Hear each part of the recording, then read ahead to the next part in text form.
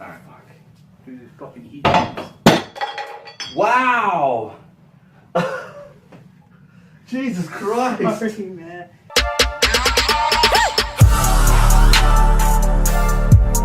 Yeah.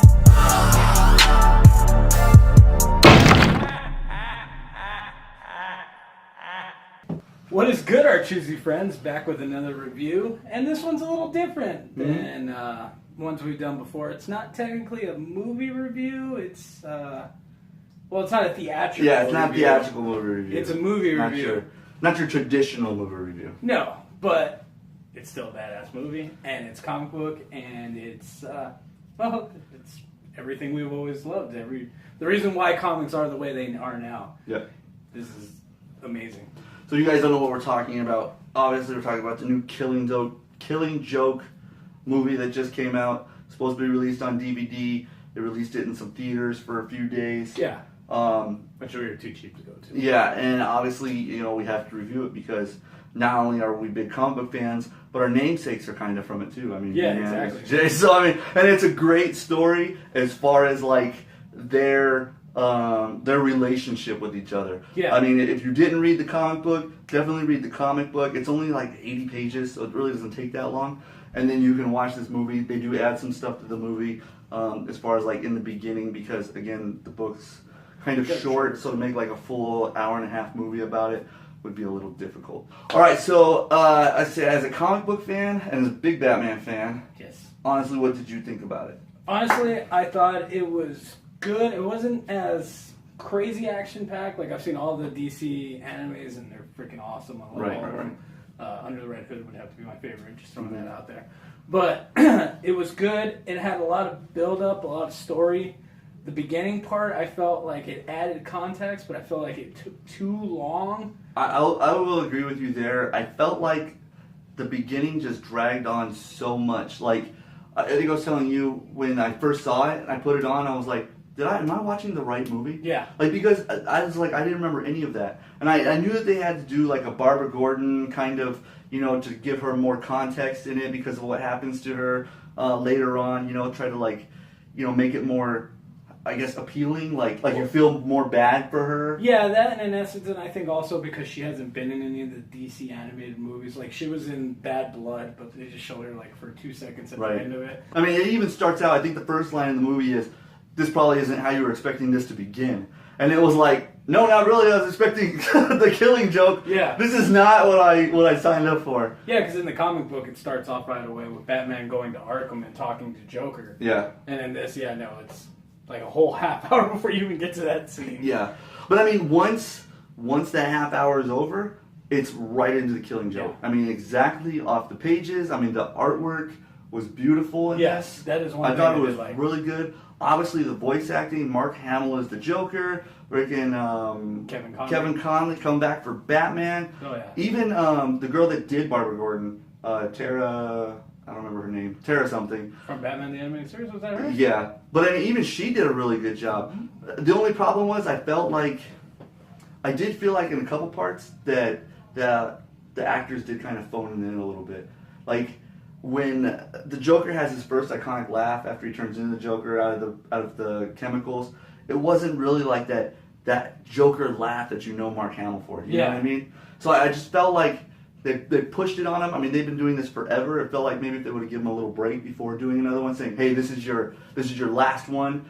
Give it all you got." But technically it isn't even because they're doing another animated series. Well, that's what I mean, and I feel like that's why they just kind of like went through the motions. Yeah. There was parts where I just didn't feel it, I guess. Well, see, that one part, what I thought that was him becoming the Joker. Like, you see him coming out of the water, and that's his first Joker laugh. So he doesn't have it down right away. For me, it was kind of like, I guess, he was working up to it. And then it looked like they got the panel straight from the comic book. Yeah, that was him one with thing his that hands in his hair. Yeah, even like whenever Batman's talking to Joker in the asylum at the beginning, well, not at the beginning, but in the comic book, you see like this silhouette of the Joker because, hey, fucking spoiler, it's not the Joker. Yeah. But, it looks just like from the panel and that, from the comic book, and that was one thing I did like. And I like you said, everything was directly from the panel, and that's why like when Barbara Gordon answers the door and the Joker standing there, Yeah. you knew what was coming. And even knowing what was coming, I got chills. Like,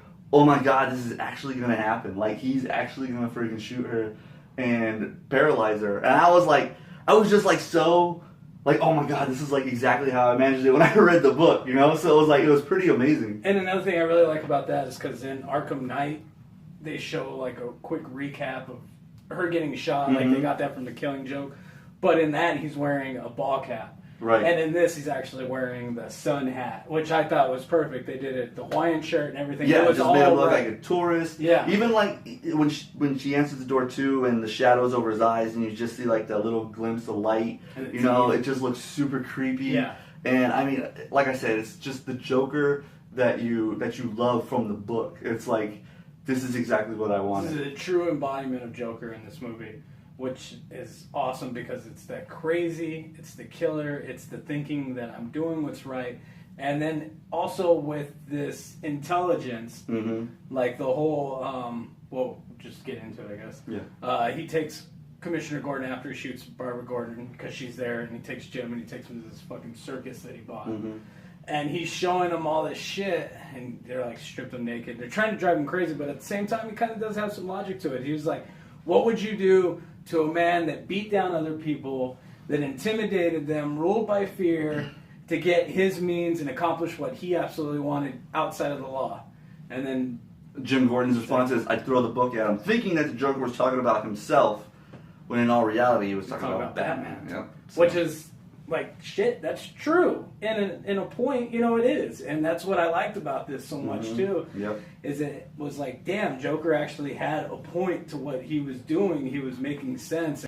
And then one other thing, too, is because his whole point was to drive Jim Gordon crazy, to show that, you know, anybody can go crazy. He even says, all it takes is one bad day. Which I actually thought was funny because if anybody remembers that they watched Daredevil with the Punisher actually said that to Daredevil on the rooftop. Yeah. He said, one bad day and you're me. That's exactly what the Joker was trying to do also. It was like, one bad day can turn you as crazy as me. Unfortunately, it failed and Jim Gordon was fine. And, Yeah. You know, but... Succeeded. Yeah. I mean, some people are just stronger. And, you know, even like Batman was like, you know, I don't know what happened to you, but not everybody's you. And then speaking of Batman not knowing what happened, this is the origin story for Joker. Yep. And it's kind of a fucked up story too if you think about it. If you don't really know, like if you're going off the Michael Keaton Batman, yeah, it's close, but that's not it. So what it is... Still the chemicals involved. Yeah, the chemicals involved, all that stuff, yeah. But what it is he's actually a washed-up comedian. Not a washed-up comedian, but a comedian that's struggling. Comedian. Not really funny, but he's got a pregnant wife at home, and they live like in the slums. Or the Yeah, he thinks he's a loser because he doesn't have a job. He can't support his pregnant wife. You know, she's about to have this baby. All he wants to do is, you know, what any man would do is give his family a good life. Exactly. You know? And so, with no other options, trying to do it the legit way, he gets pushed to doing something illegal. He used to work for Ace Kim, is it Access? Yeah. I almost said Ace. I was thinking about the other one. These criminals come up to him and say, hey, we want to break into the playing card next door, shop next door, but we need to get through Access Chemicals. Will you show us how to get through? And he agrees to the job. Well, as they're sitting there planning it and everything, he gets an officer comes to the bar that they're at and asks to talk to him. Well, come to find out, it's like a 1 in a million chance his wife got electrocuted while plugging in the toaster or something like that. It was a bottle warmer. Yeah. Oh yeah. A bottle warmer killed killed her and her baby. So I mean, right then he was like done. Yeah. And then what do you do? He was trying to get out of the job with the criminals, but they said, you know what? I'm sorry for what happened to you, but too bad. Yeah. You're already doing this. You signed for us. up, so It's like we need you, and you're gonna put on this red hood and cape, and you're gonna go in there, and you're gonna do what we need you to do. And then Batman comes in, they do their little dance. He falls into the vat of chemicals, comes out. Oh. Yep, Joker, white skin, green hair, red lips, the whole deal. And that's your origin story for the Joker in this one. So yeah. Now I know. I mean, again, this isn't a spoiler because they've been talking about it on the internet like crazy, but it has a lot of controversy. Is the sex scene with Batman and Batgirl? Okay, yeah. See, I didn't really think none of the comic books I ever read, none of the cartoons I ever read, nothing anywhere I've ever read has Batgirl and Batman ever, like, you know, went at it. It was always Robin or Nightwing or... Actually, that's not true. Batman and Barbara Gordon in a few comics did have a relationship, and even in Batman Beyond, Barbara Gordon says, me and him had a relationship, it didn't work out, turned out awful. So, people that are saying that they've never hooked up, that's actually not true. They have in a few minor incidents. So, I mean, it's not totally off-kilt to have them do that, but I feel like in this story, it just didn't fit. Well, yeah, I guess, because it leaded to her quitting. Exactly. So, I mean, I guess, I thought that was the only reason why they put that in there, but now that I got pwned, because obviously, you know, you guys saw me get slapped a shitload of times, I'm not as big a Bat fan as I think I am, which I'm going to rectify that situation. Alright, so the ending, Jim Gordon doesn't go crazy, tells Batman to go get Joker. Do it by the book. Do it by the book. Batman goes after Joker and he stops him. Joker says, you know what, I fucked up, go ahead and beat the shit out of me. Batman says, no, I want to save you, I want to help you out. I feel like it doesn't have to lead to you killing me or me killing you, we can actually do something about this.